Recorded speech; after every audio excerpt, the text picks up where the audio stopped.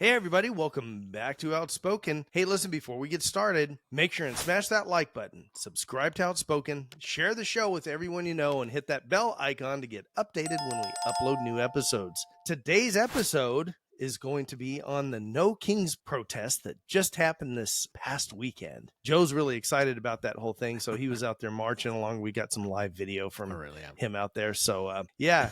So what do you think? What do you think, Joe? Well, let me tell you, it's ridiculous just the fact that they even had to put something together that's called No Kings protest. It was hilarious the first time they had it. It's even more hilarious the second time around. And then you guys got to tune back in so we can get into it and let you know why I think it's hilarious. We're going to get into this whole deal, so we'll be right back. Let's do this.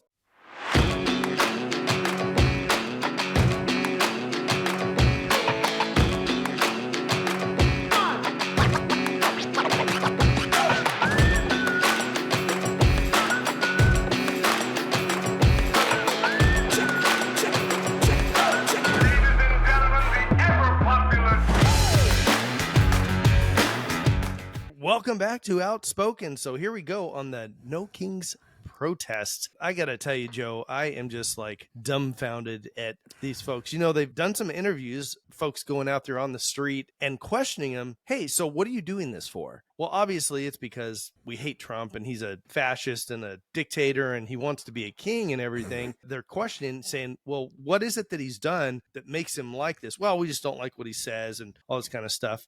And I just think it's hysterical that if it was an actual king, you wouldn't be allowed to do this. Like a king would not allow you to do this. Try to do this in Iran. Try to do this in North Korea. Woo, boy, that No Kings protest would last all of 2 seconds. Off with their heads. Oh, my God. Well, let me tell you, Jay, and this is why I find it ridiculous, right? They're out there marching, protesting, no kings. Apparently, Trump is trying to be a king. I don't see it. I don't know what they're talking about, and like you just said, they ask for examples and they're like, I shouldn't even be talking to you, right? And walk away. That's their typical response because they have nothing. The stuff they do say is even more ridiculous. Like, well, he's taking the amendments away. I'm like, first off, you can't take amendments away. Let's delete this amendment because we don't find it fitting. He hasn't done. What he has done is that he has used his power to the extent that he can for his branch, which is the executive branch. He's holding people accountable. He's telling them what he wants. That's not being a king. That's being a leader. And that's what he's doing, right? A lot of people don't want to hear that. People don't want to like that, but that's what he's doing. You know what's funny about it? And this is something you and I share continually, and we talk about this. And I think that's like the common denominator. It's almost like a bad relationship. You always try to find the common denominator of who it is, right?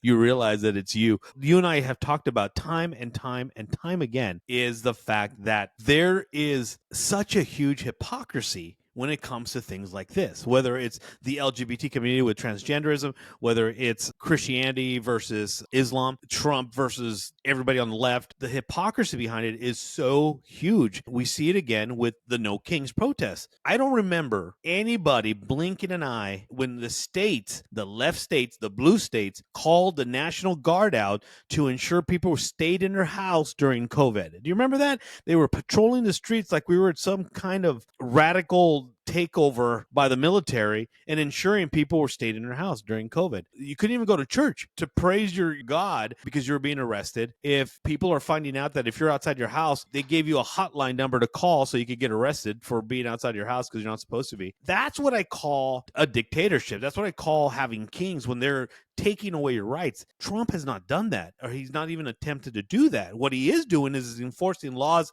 in every aspect of the executive branch which people don't like. Everybody's like, oh my God, you're taking away the illegals. Who's going to cut my grass? Who's going to pick my grapes? Where, these houses are getting expensive because you got Americans building homes now and they have to pay full price. But the ridiculousness is, again, the hypocrisy behind it is the fact that you have people in Congress that have been there for 35, 40 years. That's what you call a lordship. That's what you call being kings, is that you created a monopoly in the House or, in the Senate. That's being a king, man. No one blinks an eye, Jay. Not one person says anything about it. And if you go down to the core of it, it's not nothing to do with Trump trying to be a king or Trump trying to be whatever people say he is. It's the fact that the media that the left, that the progressives, the neutral party, everybody just hates him. And their propaganda to throw all these things out. And if you notice, everything they throw out about Trump is things that the left has done themselves, if not worse.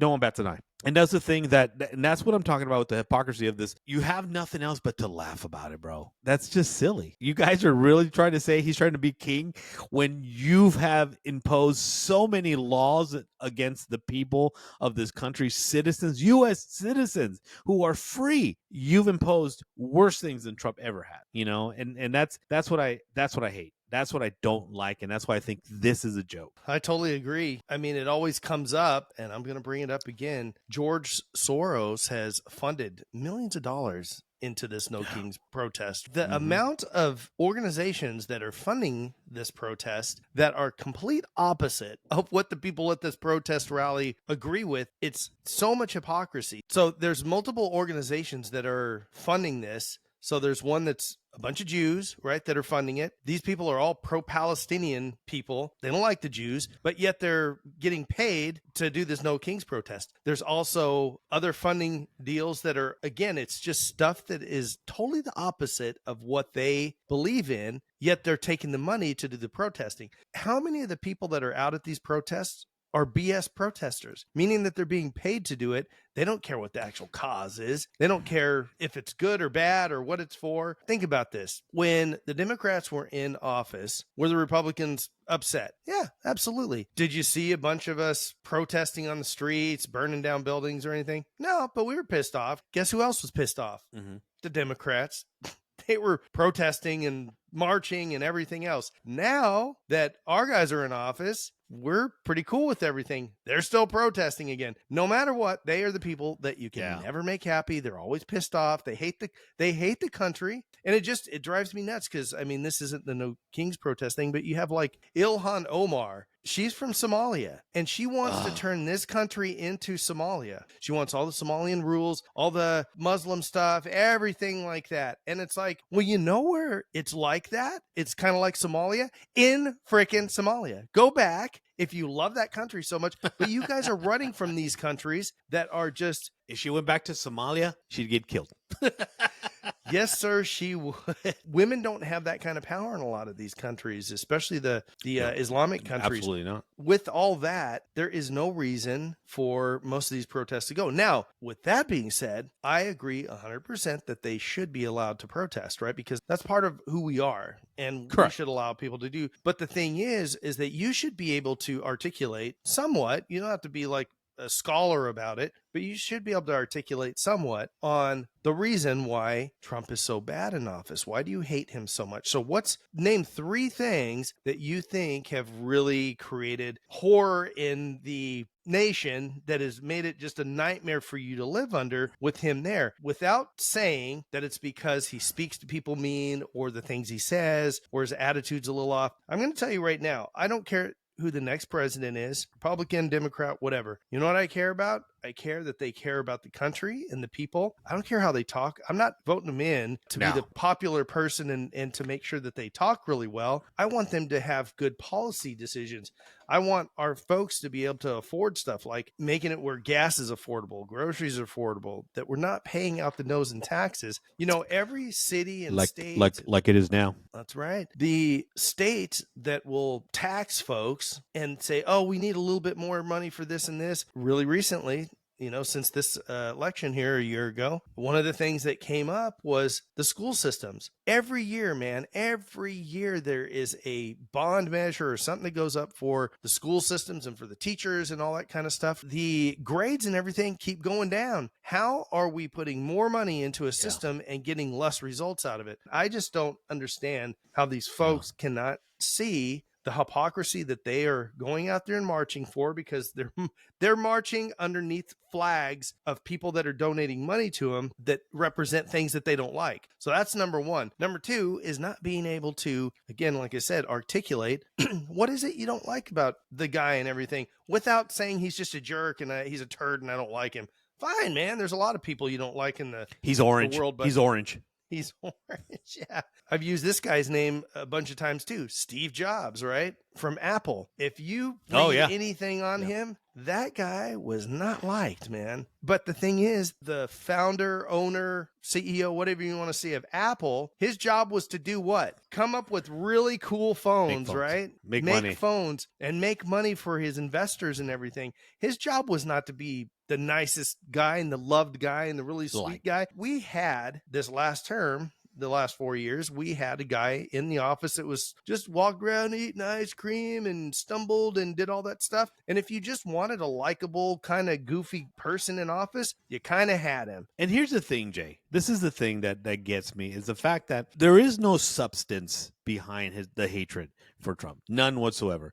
There really isn't. Because you start like you and I said earlier, you start talking and asking questions, no one has an answer. No one, they just get mad and like, I shouldn't be talking to you or whatever the case is. But there's nothing tangible behind that hatred, behind that dislike. There's nothing there. The guy is following checks and balances. He's not a dictator. He's not doing things and the judicial branch is saying, oh, you can't do that, or he's following what he has, but he's gonna challenge it though. You know what I mean? He has US Supreme Court, he has Congress, he has, but he's gonna challenge these things because he's doing what he feels is best for this country. And I think that's important to know. The guy's not here trying to bankrupt us. And that's another thing. People's like, well, he's had like so many bankruptcies. Here's the thing, people. If he was doing a horrible job in a personal aspect, in his personal life, he would have no money. He'd be bankrupt. He'd be like nothing. The guy's a genius as a businessman because he knows when to apply for either Chapter 11 or Chapter 13 bankruptcy. Everyone gets paid. That's the thing. He's extending that loan to like, I got to pay it, but I'm not going to pay it right now. Right. So you have to file, I think it's Chapter 13 or maybe 11. I don't know. But either way, how do you go from millions to billions if you're a horrible businessman? You know what I mean? Like, that's just not possible.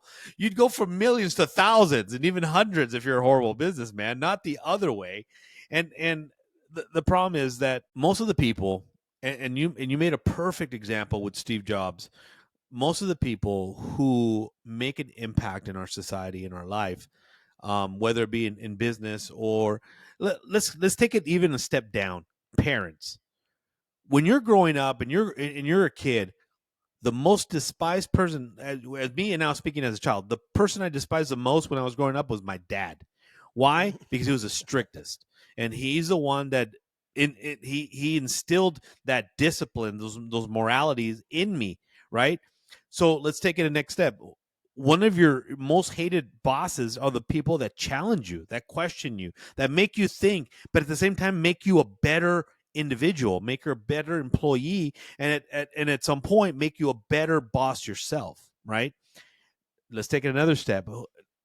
Trump, hated. Why? Because he's seeing the waste that there is, and he's like, I'm cutting this waste, man. We could cut our inflation by half if we stop feeding money into these money pits of these departments that are useless. The government is shut down currently, and every child is still going to school. Every school is still functioning. Everything is operating. Why do we need a federal school Department of Education? Why do we need one? If it's shut down, schools are still happening. People are still going to school. Kids are still learning. So why do we need a federal Department of Education? We don't. And that's the thing that he's trying to make people realize. People think like, oh, he took that away. Now we got nothing. No, you have something. You have a bunch of stupid kids, right? Because they're dumb. They can't answer like, who's the first president? They don't even know what continent we're in. These are stupid children. We're raising a bunch of imbeciles. Why? Because the teachers are hyper focused on your gender, right? And what book to bring and all kinds of stupid things. And we've lost our core values so much that we're a society of jokesters. We're just, what do you call those back in, since we're talking about kings, a jester. We're a society of jesters is what we are, right? Because we're a joke to society while we're over here killing ourselves from the inside out. Other countries are just looking at us like, man, they're gonna terminate themselves. We don't even have to start a war with them. And that's the problem that I have, is that all like Roe versus Wade. I hate going off subject, but it's a perfect example. Roe versus Wade. Oh my God, you've taken away the no. You know what he did? He took it away from federal enforcement to state. You know what? Put it back That's to not the my states. business. It's not the federal government to decide whether it is or not. Take it to your state. You got a problem? Take it to the people that you actually voted for your governors, for your lieutenant governors, for your mayor. Take it to them. Let them decide and allow them to stop hiding under the skirts of the federal government.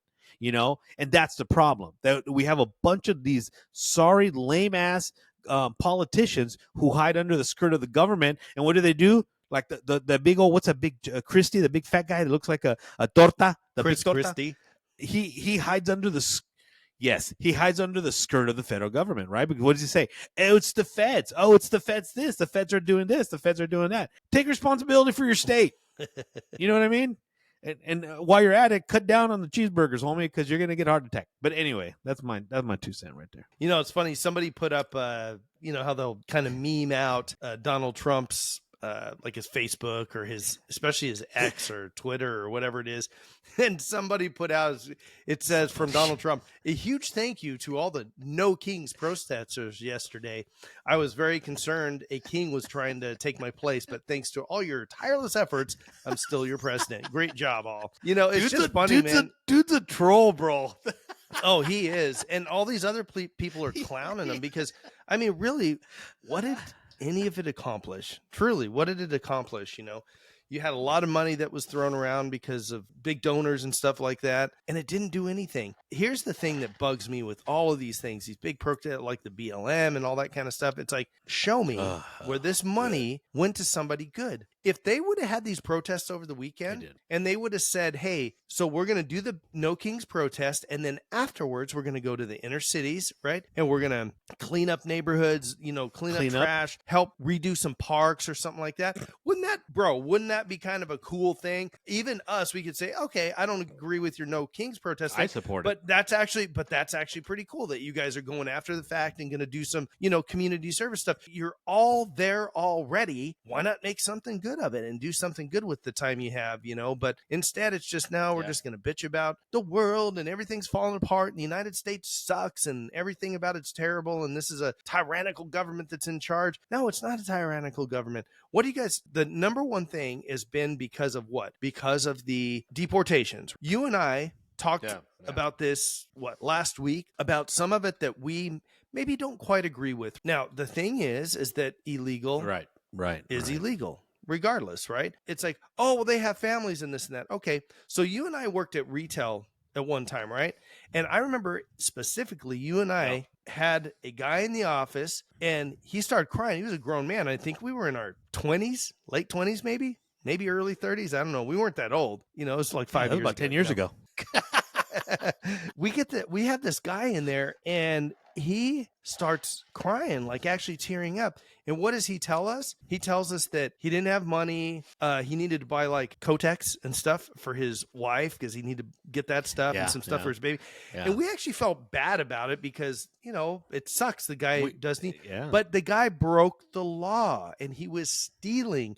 So just because he was trying to take care of his family didn't mean that he's allowed to forego the law and just do this stuff. It's the same concept. People that have come over illegally, you and I have both known people that are folks that may be a little bit sketchy on whether they're here legally or not. They're good people, right? Yeah. They're good people. We have a good heart for them. The thing is you still have to, just like the guy I just talked about, you do have to go back and take care of it the right way. Because if we just let open borders happen, we all could say right now that, man, there are a lot of people that are in this country, right? Forget just like Mexico for a while. Start thinking about the areas of the world that people have come, and they are starting to change the landscape of the country, and not for the better. Not for the better. Mexican people, because you and I lived in... Look at the UK. Absolutely. You and I lived in Southern California. There is a huge Mexican, Hispanic, whatever you want to call it, population that used to come up during certain times of season for crops and stuff like that, right? We called them migrant workers because they were migrant. They came to and from, those... and they migrated. Did work. They migrated, exactly. Those folks added value 100%. to the economy, 100%, because they were coming in and performing a task that they were able to do at a lower fee than other people would. That's the little caveat and the thing that we have to watch out about is that these big corporations that are funding this stuff, guess what? They want people that are illegal. You know why? Because you can be taken advantage of, because you can be told, hey, listen, Yeah. you keep Yeah. your mouth shut. You're illegal. You have no say here. We'll call INS, we'll call ICE, all that kind of stuff on you, send your butt back, or we'll put you in jail, all these kind of things, threaten their families and all this, because they don't have a legal status to be able to fight the nonsense. They're not going to be in the union, and they're not going to be all these different things. So this is the thing that people that are like, oh, well, they're being mean. No, we want them to become citizens. You know why? Because once they become a citizen, then they have the rights and they have the law of the United States behind them.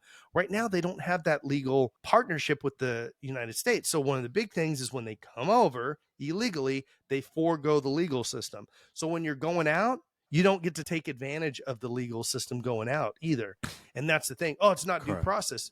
Well, due process is for United States citizens. You know, it's not for somebody that came in illegally. They don't get that. They don't get that. And here's the thing, Jane, and you hit on so many good topics there that is relevant to the whole no kings thing. It's and people don't want to say it, and I don't give a two shits about it. But it's modern day slavery when it comes to migrant workers. It really is. 100%. And it happens all the time. It happens all the time. They get look, man. My dad was an entrepreneur. He came to this country. He was illegal when he came to this country, but he did it the right way. He went through the process. He had to leave the country, came back. He became a naturalized citizen.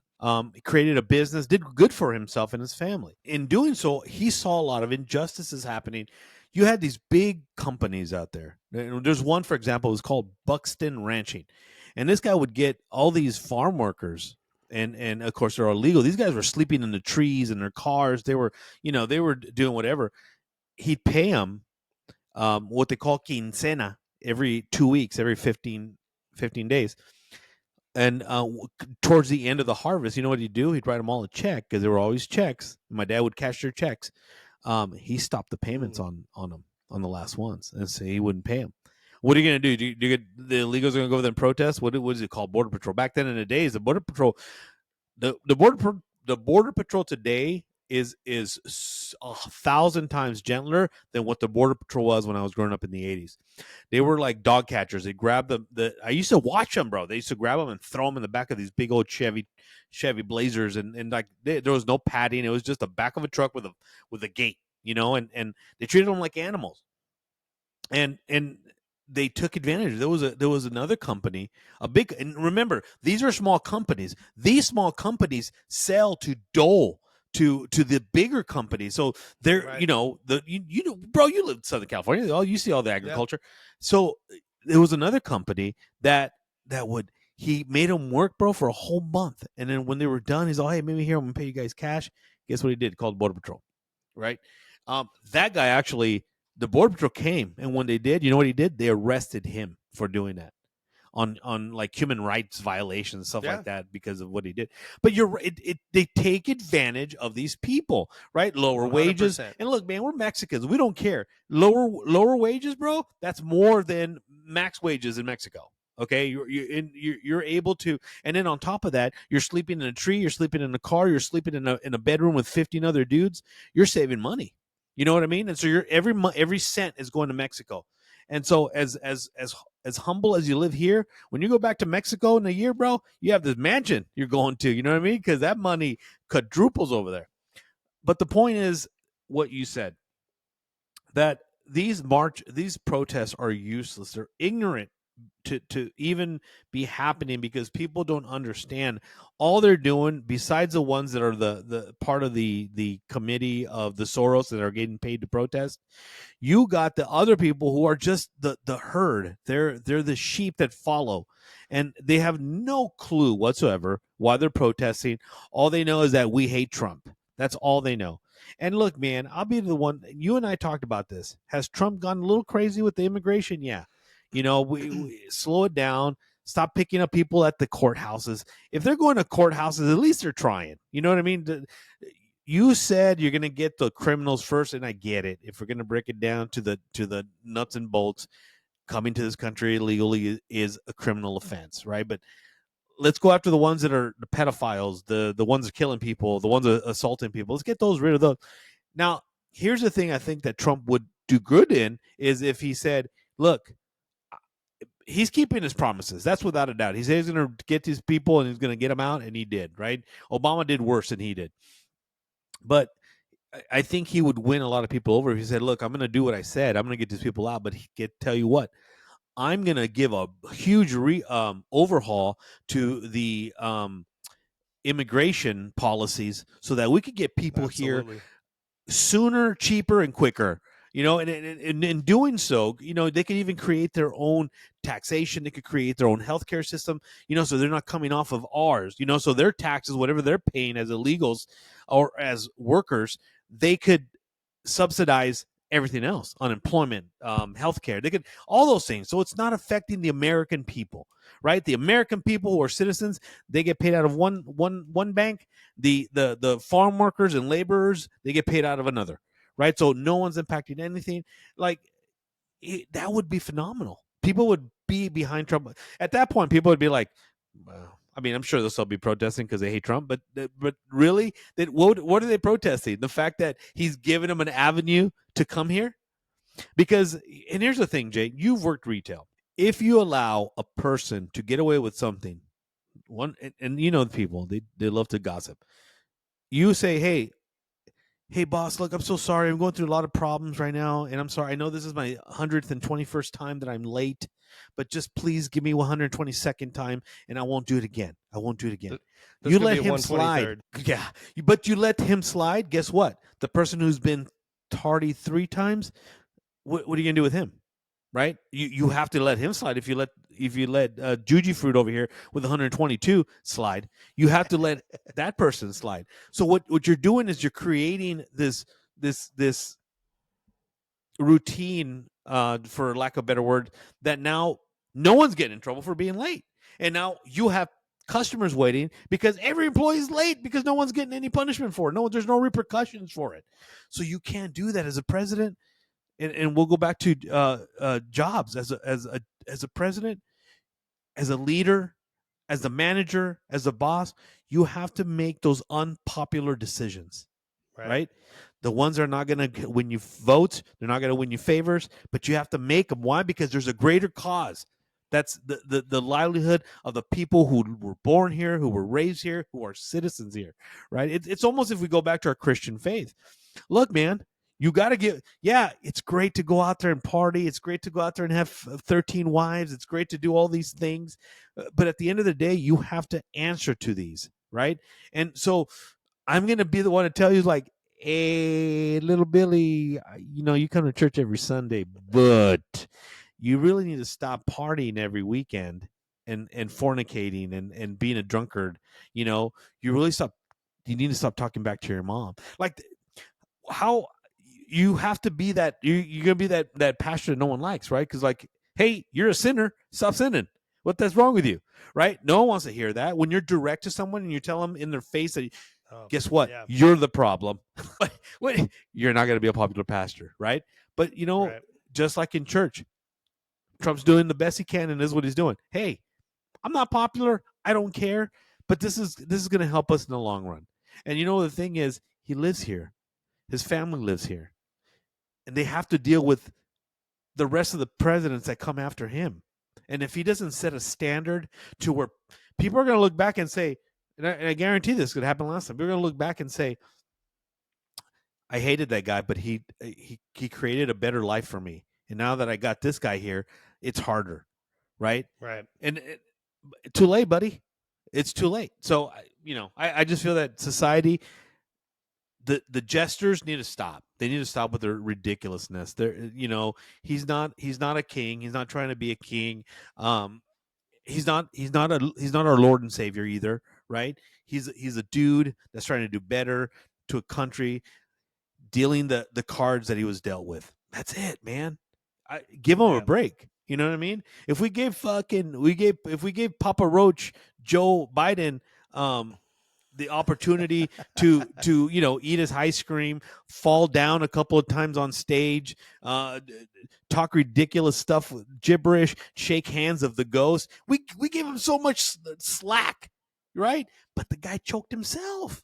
He hung himself out to dry. Why? Because why? Let me tell you why. It wasn't him that because he was senile, didn't know what was going on.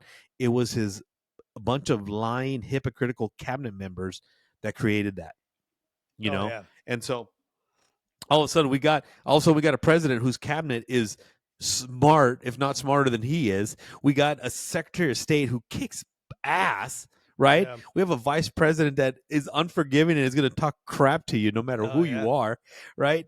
And these guys are like in tune with social media. I'm like, these guys are dangerous. You know what I mean? And then you got Trump. Trump's like, I'm just here doing my dance, You know what I mean? Right. Whatever. Well, if you think about the last administration, how long? 4 years. People lied to themselves and were lied to that, oh, there's nothing wrong with him. Oh, he's stronger than he ever was. He's doing an amazing job. Oh, there's nothing wrong with him. He doesn't have any issues. And then as soon as he does terrible on that debate stage, they are done with him 100%. They're like, oh my gosh, we've been lied to. He isn't okay. Well, I don't know about you guys. For the last 3 years, we all knew he wasn't okay. And then it's like you have Clearly. So Trump is this dictator, right? Well, whenever they put a dictator in place, you know how they do it? They do it without voting. And guess who is the first person that was ever put on a ballot without voting? It was Ms. Kamala Harris, because they hated the person they had and he wouldn't drop out. So they went ahead and said, you know what? She's the candidate. We're just going to put her in there because we can use the PAC money from Joe, which if there was another candidate, we couldn't use it. And then what do we have a problem with in the United States? We have a deficit, trillions of dollars. And you have a potential president that not only blows like the most amount of money ever for a campaign, but they go even farther in debt. So these are the people you're going to trust to put into office to run stuff. I mean, again, they are babies with daddy's credit card and checkbook running around, just throwing money, slinging it everywhere. I guarantee you they had a bunch of really nice dinners and stuff and said, oh, we're going to win with this word salad that we're doing here every night. And I think it's going to be great. And it's going to be great. And it's going to be great. So that's, we'll kind of leave that right there. So anyhow, and I'm sticking to that. Absolutely. Just something we thought we'd do because it's so fresh on everybody's mind. And we appreciate you guys. Thanks for the comments that you guys leave and all the likes. And, one of the best things you can do for podcasters that you like is you personally follow and then share it with your friends and let other people know about it. If you think they'd be interested in just having something to listen to, that's how we get out there and get the word out. Anyhow, before we get out of here, make sure and smash that like button, subscribe to Outspoken, share the show with everyone you know, and hit the bell icon to get updated when we upload a new episode. All right. Well, take care of one another. And remember, do better, be better. And as always, God bless America. We'll see you guys next week. Have a great week, guys. God bless. See you next Tuesday.